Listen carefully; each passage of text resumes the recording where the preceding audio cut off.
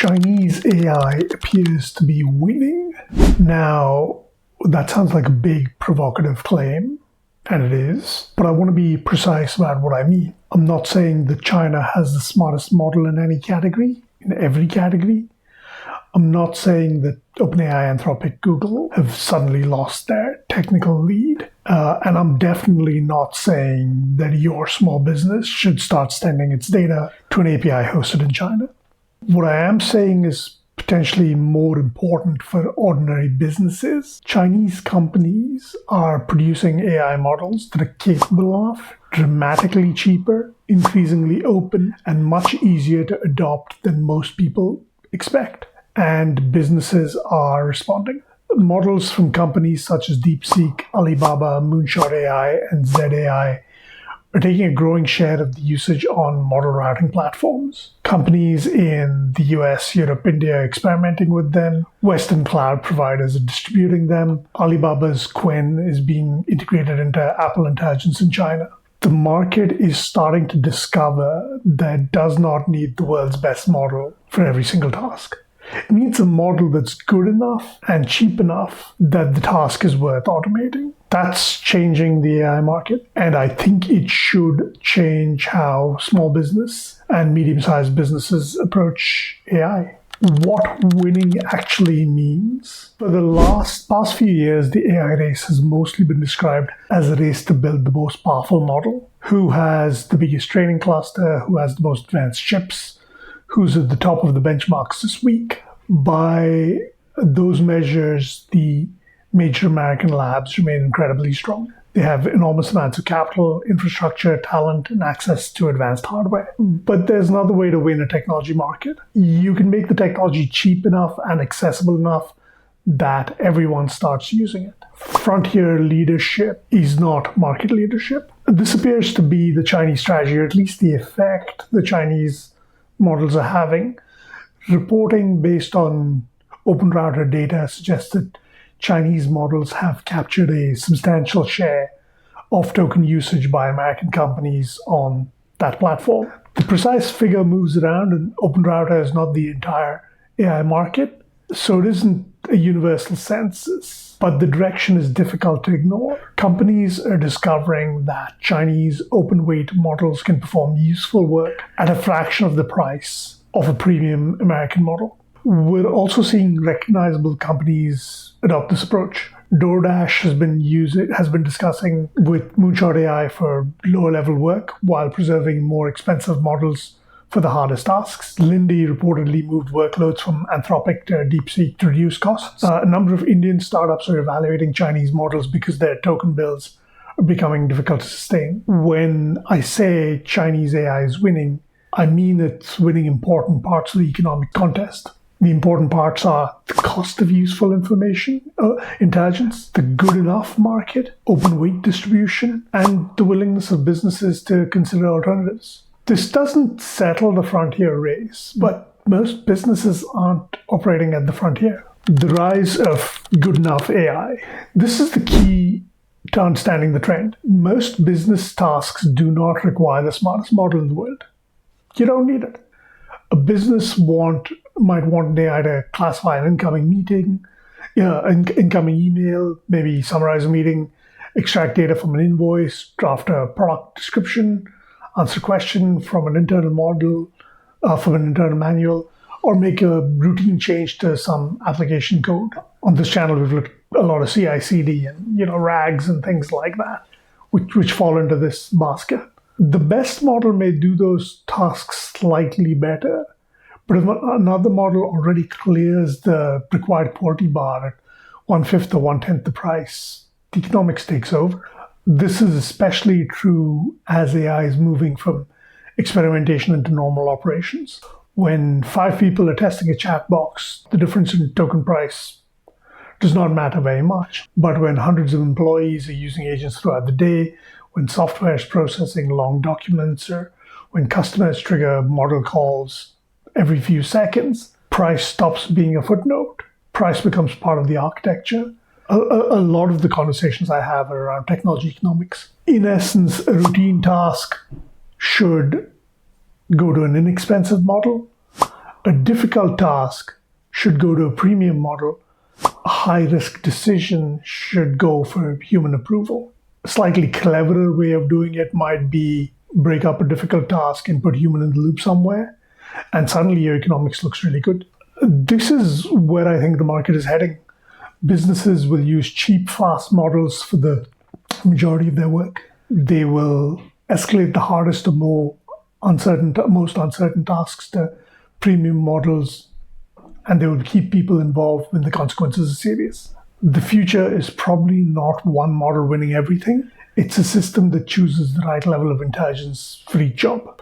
Why I stopped caring about new models. The market shift makes sense to me because it mirrors what's happened in my own work. I used to get genuinely excited when a new AI model came out. Read the announcement, look at the benchmarks, and start thinking about what has suddenly become possible. These days, I rarely feel that excitement. I write code and consult for a living, and the truth is, the older models could already do the majority of what I need an AI to do. They can explain unfamiliar code. They can help me investigate a bug. They can write a migration, draft some tests, update documentation, or make a straightforward change across a project. Newer models may do these things better. They may need fewer corrections. They may handle a more difficult task to remain coherent for longer. But for most of my day-to-day work, the difference is not transformative. The model is no longer the main constraint. What I work with now is everything around the model. Can it see the right files? Can it access the correct tools? Does it understand the objective? Can it work for a meaningful period without drifting off course? Does it recover when a command fails? Can I tell it what to change? Can I control what it costs? These questions have become much more important to me than whether a new model has gained a few points on a benchmark. And that brings us to the harness. The harness is becoming the product. The model supplies capability. The harness turns it into work. The word harness can sound technical, but the idea is simple. The harness is the operating system around the AI model. It determines what the model can see, what tools it can use, what actions it's allowed to take, what it remembers, and when it needs help. For a business, a good harness might connect an AI model to documents, email, accounting software, a CRM, a support system, or a code repository. It also provides controls around that access. What can the AI read? What can it change? Which actions need approval? What gets logged? What happens if it fails halfway through a task? How do we measure whether its work is actually correct? A useful harness includes things such as context and memory, access to tools and data, permissions and approval steps, model routing, evaluations and monitoring, cost controls, and recovery when something goes wrong. This is why cheaper model in a well-designed harness can be more useful than the best model in a weak harness. If a model cannot find the right information, it will produce a confident answer from incomplete context. This is also known as it gave you the wrong answer. If it can't use the right tool, it will describe the work instead of doing the work. Again, not fun. If there's no evaluation, you will not know whether it's improving the process or simply generating more activity. If there's no human approval at the right point, a small model error can become a real business error. As models become cheaper and more interchangeable, the surrounding system becomes the main source of value. The model is a component. The harness is the product your staff actually experience. My self-hosting experiment. So I've been exploring this myself. I have tried running models through services such as RunPod. Parts of the experiment were successful. I could provision a machine, load a model, send it work. But I recently shut one of these deployments down. The problem was not that the model was inadequate. The problem was the harness was inadequate. Keeping a GPU running did not magically give me dependable work. The context management was not good enough. The tool use was not good enough. Persistence and recovery were not good enough, and the overall experiment did not justify the hardware cost and the attention required to keep it working. Running a model is not the same as running a useful agent. The distinction is easy to miss. There are now many impressive models, downloading one or renting enough hardware is only the beginning. You still need the entire operating environment around it. I'm now looking at redoing that particular project. Should I redo it in OpenClaw, or should I maybe use Hermes to try and get to the outcome I was looking for? I'm not asking which model won this week's benchmark. It's not that important to me anymore. Which harness will let the capable model do useful work? That has my attention, and it should have yours. Open models are not free infrastructure. I'm keen on trying out GLM-5.2, one of the similar large open-weight Chinese models, on my own setup. But the hardware costs make that unrealistic. I think this is an important lesson for all small business. Open does not mean free to operate. Open weights can reduce licensing restrictions. They can give you more control. They can allow multiple hosting companies to compete. This is good. They may let you keep a model inside your own environment, but they do not eliminate the cost of GPUs, electricity, hosting, engineering, security, monitoring, updates, maintenance, any of that. They don't solve the harness problem. In addition, for many small businesses, self-hosting a large model will not be the sensible option. A better approach is to use a Chinese-developed model through a reputable provider in your own region, or through a model router that lets you compare several providers. The main benefit of open weights is not that every small company should own an AI server. It's that no single company has to be the only seller of intelligence. This creates competition, improves availability, and pushes prices down.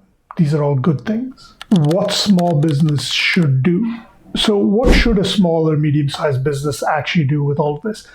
First, stop waiting for the next model. It doesn't make any difference to your business. The capability required to improve many business processes already exists. Start with one repetitive, measurable workflow. Maybe it's triaging support requests. Maybe it's extracting information from supplier invoices. Maybe it's drafting quotes, reviewing a standard document, qualifying a sales lead, or preparing a first response to a common customer question. Second, define what success looks like before choosing the model. How accurate does the result need to be? What happens when it's wrong? How quickly must it respond? What information does it need? When should a person approve the result? Third, test an inexpensive model against a premium baseline. Don't assume that the cheaper model is good enough. Test it on your own work. Don't assume the premium model is worth the extra cost either, right? It has to work for your business needs. Fourth, use different models for different levels of difficulty. It's that straightforward. Cheap model, high volume routine work. Premium model, difficult exceptions. Human, consequential decisions. Fifth point, invest in the harness. Organize the data, collect the tools, define permissions, create approval steps, keep logs. Build a set of real examples that you can use to evaluate every model you try. Sixth point, avoid unnecessary lock-in. I've been working on Jobs Lobster, and that's to help people come up with resumes. One of the things I saw for a little bit in the Australian context was, are you all about Claude, or are you all about Codex or Gemini? That's silly. Don't do that. Don't be that guy. You may not be able to make every part of the system perfectly portable, but the business rules, evaluations, data access, approval logic, separate these from the model provider whenever practical. The preferred model can change quickly. The rise of Chinese AI is proof of that. Point number 7, understand what you're actually deploying. A Chinese developed model hosted inside your own environment is not the same as a proprietary API hosted in China, and neither is the same as a Western software product that quietly uses a Chinese model underneath. Ask where your data goes, who operates the infrastructure, what gets retained, what legal jurisdiction applies, and how easily access could be withdrawn. Lastly, measure completed work, not tokens. The goal is not to buy the cheapest intelligence, it's to improve the economics of the workflow. Measure cost per resolved support request, processed invoice, qualified lead, reviewed document, or deployed feature. Include staff review and reworks. Cheap tokens are not cheap if the output creates more work than it saves. The model race is becoming a systems race. Chinese AI may not have won the race to build the single smartest machine, but is doing something more immediately disruptive. It's making useful intelligence cheap and abundant. For small and medium businesses, this is good news. It means more choice, lower costs, and less dependence on a handful of premium providers. It also means that choosing a model is becoming the easy part.